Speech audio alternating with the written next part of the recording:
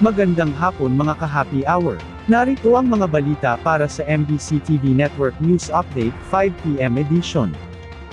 PNP mananatiling propesyonal at non-partisan sa gitna ng mga alegasyon ni Senator Amy laban kay Pangulong Marcos Jr. Nanindigan ng Philippine National Police na mananatili itong propesyonal at non-partisan sa gitna ng alegasyon ni Senator Amy Marcos na umano'y gumagamit ng illegal na droga si Pangulong Ferdinand Bongbong Marcos Jr.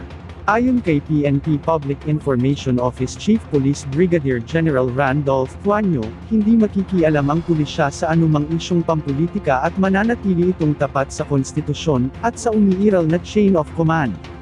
Samantala, una na ring nagpaabot ng kanilang pahayag ang Armed Forces of the Philippines na hindi sila makikialam sa anumang usaping politikal. Ayon naman kay Philippine Navy spokesperson for the West Philippines si Rear Admiral Roy Vincent Trinidad, nananatiling propesyonal, disiplinado, at non-partisan ang AFP.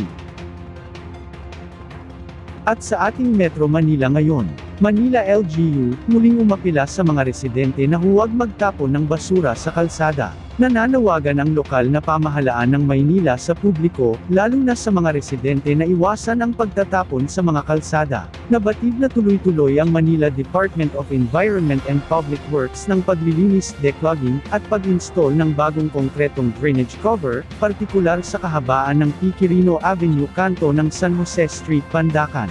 Pagkatapos ng declogging, pinapalitan ang mga lumang takip ng drainage upang maiwasan ang pagpasok ng basura sa kanal. Kaya paalala ng Manila LGU sa lahat, huwag magtapon ng basura sa kalsada, upang maiwasan ang pagbabara at mapanatiling maayos ang daloy ng tubig. Ating alamin ang mga latest update mamayang alas 5:30 ng hapon, sa programang Metro Manila Ngayon, Afternoon Edition. Bago tayo magtapos, narito na ang Christmas countdown, ngayong araw ng Miyerkules. 36 days na lang, Pasko na.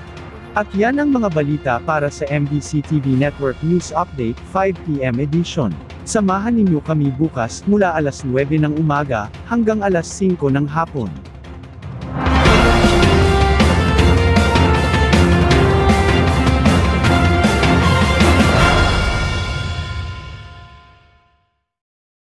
Mga ka-happy hour, kung gusto mong manood ang mga balita sa MBC TV Network News Update, mag-subscribe sa aming YouTube channel, i-like ang aming Facebook page, at i-follow sa aming TikTok account.